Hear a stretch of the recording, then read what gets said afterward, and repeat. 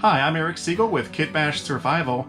You know, a lot of people like to build Altoids survival tins, and that's great. I've got a couple myself. They're really handy and they're fun to build. But today I thought I'd show you something a little bit different. This is a Lifesavers survival tin.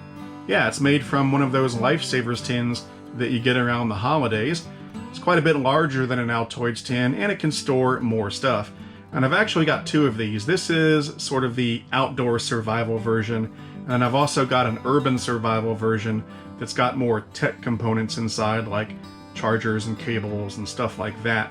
But today we'll be focusing on the outdoor survival kit version. Now, what you have to keep in mind is that whenever you build a survival kit, the contents of the kit are going to be largely determined by the environment that you expect you might have to use the kit in. Now, I live in the southeast US, so this kit is packed accordingly.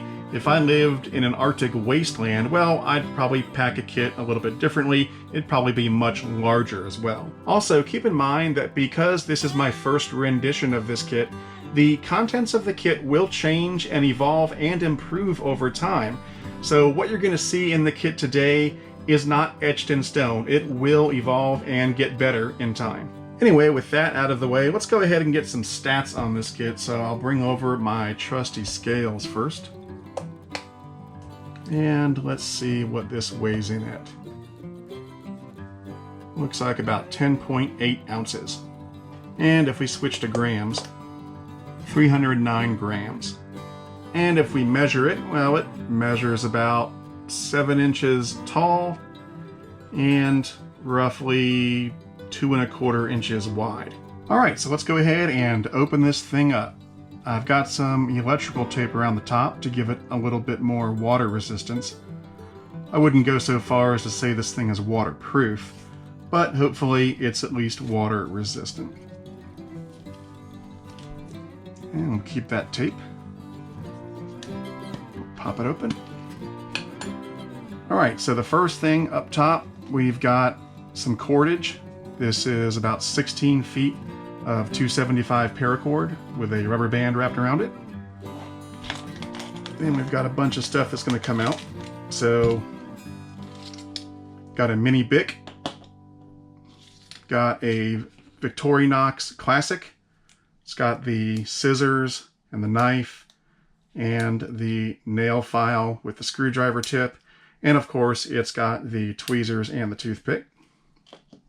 Then I've got a buck knife. This is a Buck 283. Just a little bitty knife, but it's good. I mean, it's a buck. You know, whenever you put knives in a kit, it's kind of a balance between cost and quality. You know, I could put something much fancier in here, like a Leatherman or something, but that's a lot of money to spend on something that hopefully I'll never have to use. So with these, you know, they're good. It's a Victorinox and a buck, but they're not super expensive. So then I've got a book of matches. Then I've got a little button compass. It's good to have one of those. And the rest of this stuff is kind of tight in here. But there's a 1 liter water bag. Then I've got 2, 4, 6, 8, 10 water purification tablets. Kind of goes with the water bag. I've also got a Melita coffee filter to go with the water bag to filter sediment out of the water. Then I've got a little bitty flashlight. It's a Night Fox flashlight and it's pretty nice, pretty bright. It's not the brightest thing ever, of course, but it'll do. It's built well. Then we've got some duct tape. This is about 2 feet of duct tape. Then I've got a piece of fat wood here to help make a fire. I think there's another piece of fat wood in there too. We'll get to it in a second. Then I've got a pencil. Then I've got this tool made by SOG. So on the tip it's got a glass breaker. And then if you unscrew the tip, there's some steel wool tinder inside to help you make a fire. Then you undo this part and there's a ferro rod. Pretty cool. Then there's yet another section that comes off like that, and you've got a striker for the ferro rod. And then finally, on the other end, there's a whistle. Not bad. And again, that tool was made by SOG. I forget the name of it, but I think it was about 20 bucks or so. Not bad. Then I've got 2 sheets of tin foil. These are 12 by 12 sheets.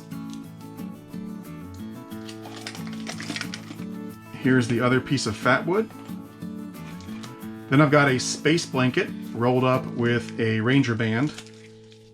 So there that is. 52 by 82 inches.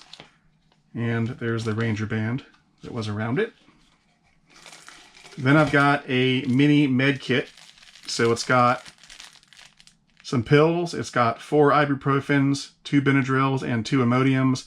It's got an alcohol swab. It's got 2 Band-Aids, a larger Band-Aid, a gauze pad, and then a razor blade.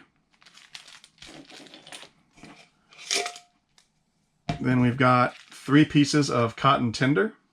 Then I've got a mini fishing kit. It's got 3 weights, 3 hooks, a swivel, a lure, and then about 20 feet of fishing line, 8-pound test. Then I've got a little tea light candle. Got some snare wire. And then I've got 2 mini glow sticks, the kind that you crack and they glow for a few hours. And then of course we've got the tin itself, which I suppose you could probably boil some water in or cook some food in if you really had to. So that's it. Alright, so here's the entire contents of my Lifesavers survival tin laid out for you. There's the space blanket, the 1-liter water bag, the coffee filter, 10 water purification tablets, the mini med kit, the 2 mini glow sticks, the flashlight, the compass, and the Ranger band, the Buck 283 and the Victorinox Classic, duct tape, the mini fishing kit, snare wire, 3 pieces of cotton tinder. Then we've got a matchbook, the tea light candle, the mini big lighter, the cordage, 2 sheets of tin foil, a pencil, the SOG glass breaker fire maker whistle multi-tool, and then 2 pieces of fat wood and the tin itself. Now, as I'm looking at this, I realize that I forgot something. I put the pencil in there, but I forgot to put some paper. So here I've got 3 sheets of waterproof paper that I'll add to the kit.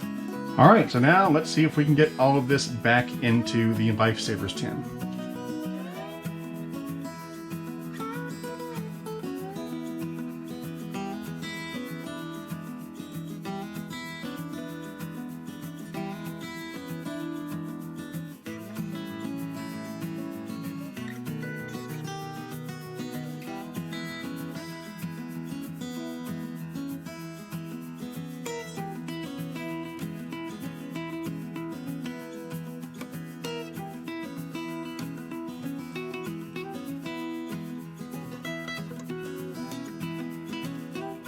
Alright, so there you go, the Lifesavers Survival Tin. As I said, the contents will evolve and improve over time, and I'll probably do some videos in the future showing the changes that I make.